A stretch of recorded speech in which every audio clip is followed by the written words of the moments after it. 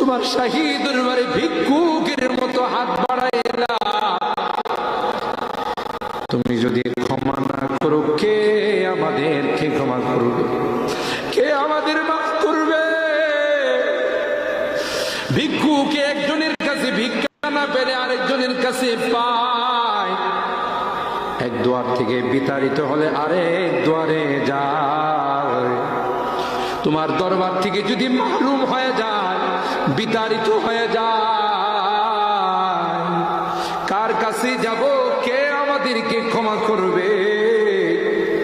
মালিক রে, কাঙ্গালের মতো হাত বাড়াইলাম, তওবা করতেছি, আর জীবনে কোনোদিন নামাজ ছাড়ব না, আর জীবনে কোনো গুনাহ করব না, আর জীবনে কোনোদিন বেপরদায় চলব না। মনে বড় আশা